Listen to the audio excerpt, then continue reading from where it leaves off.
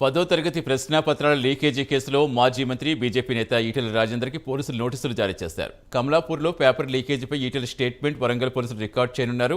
Huzurabad MLA Etela రాజేందర్కు నిందితుడు Prashanth paper పంపినట్టుగా పోలీసులు గుర్తించారు.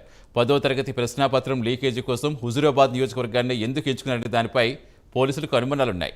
ఈటెలతో పాటు ఆయన పిఏలకు కూడా పోలీసులు నోటీసులు ఇవ్వనున్నారు.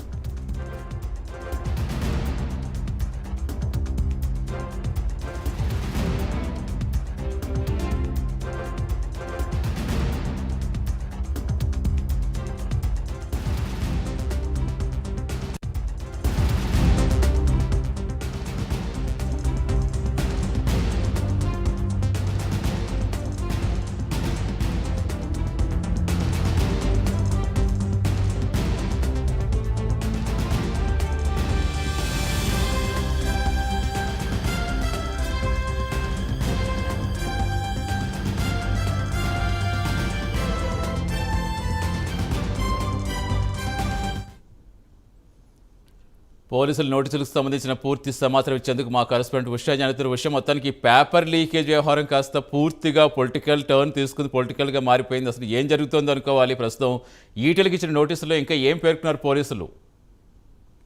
సతీష్, మొత్తం మీద చూసుకున్నట్టయితే పేపర్ లీకేజ్ వ్యవహారంలో మొత్తంగా పొలిటికల్ టర్న్ తీసుకుందనైతే తెలుస్తోంది. 10th క్లాస్ పేపర్ లీకేజ్ వ్యవహారంలో ఈటెల రాజేందర్ కు నోటీసులు జారీ చేశారు.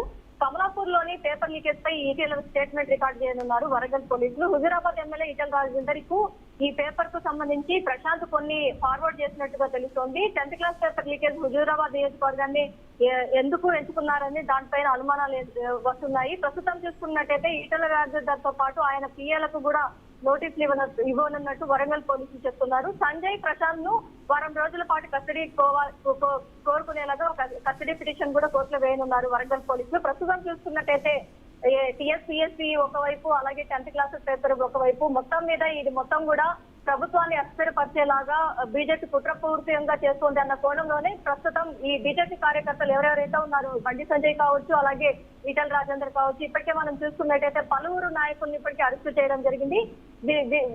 విభిన్న కేసుల్లో ఇప్పటికే వీరిని అరెస్టు చేయడం జరిగింది. పేపర్ లీకేజ్ వ్యవహారానికి సంబంధించి విద్యార్థుల భవిష్యత్తుకి వీరు ఆడుకుంటున్నారన్న కోణంలోనే పిటిషన్ దాఖలు చేశారు. ప్రస్తుతం చూసుకున్నట్టయితే బండి సంజయ్ ని కూడా కస్టడీలోకి తీసుకునే అవకాశం ఉంటుంది. కోర్టులో పిటిషన్ దాఖలు చేయనున్నారు. ఇప్పుడు ఈటెల రాజేందర్ చూసుకున్నట్టయితే ఈటెల రాజేందర్ కి సంబంధించి హుజూరాబాద్ నియోజకవర్గంలో ఎలా ఈ పేపర్ లీకేజ్ కి సంబంధించి స్ప్రెడ్ అయింది, మొత్తం మీద ఈటెల రాజేందర్ చేసినటువంటి వ్యాఖ్యలు బేస్ చేసుకుని ఈటెల రాజేందర్ కూడా నోటీసులు జారీ చేశారు. Satish, right, thank you Usha.